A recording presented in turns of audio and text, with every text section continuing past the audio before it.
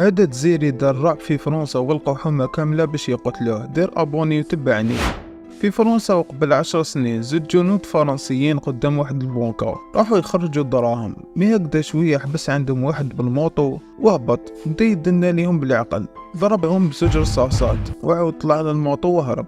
لابوليس تاع فرنسا كي شافوا الكاميرات تاع المراقبة تاع البنكة لقاو بلي السيد لابس كاسك تاع موطو ولبسها كحلة كامل، وكي شافوا الاصول تاع الجنود اللي ماتوا لقاوهم من المغرب العربي. ايا قالوا بالك افير تاع زطلة، بيسك بلاصة هذيك معروفة بالجرائم تاع العصابات. بصح موراها بايام تعاود صرا نفس الحكاية، بصح هاد المرة 3 جنود قدام قاعدة عسكرية فرنسية.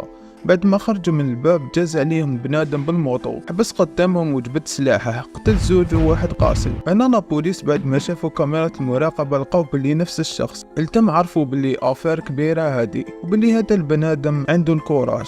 كيفاش قتل جنود قدام قاعدة عسكرية ويهرب بالسهولة هادي؟ فرنسا بدات تحوس على راجل بالمواصفات هاديك، بنادم لابس كلش كحل وداير كاسك كحل وراكب موطو كحل. صح ما طولتش الحكاية بزاف حتى جاتهم لا ريبونس.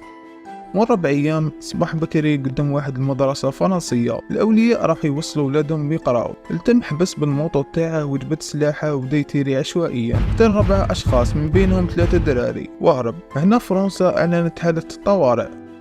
وفي 22 مارس 2012 بزاف أفراد من القوات الخاصة الفرنسية راحوا اقتحموا واحد الحومة في تولوز وغلقوها كامل. التم عرف بلي راهم جايين ليه وجد سلاحه، مع اللي لحقوا للباب تير عليهم، قاس 3 منهم. هربوا هبطوا لتحت وقرروا باش يتفاوضوا معاه. بعتوله واحد وقعد يتفاوض معاه لمدة 24 ساعة. كانوا كاينين محاولات اقتحام بصح فشلوا. لحق وقت وين قال لهم خلاص راح نستسلم، بصح هو في راسه كانت كاينة حاجة واحدة أخرى خلاص تحت الطاقة وجا هارب منها. ميل تماك شافوه وتيراو عليه وكانت النهاية تاعه.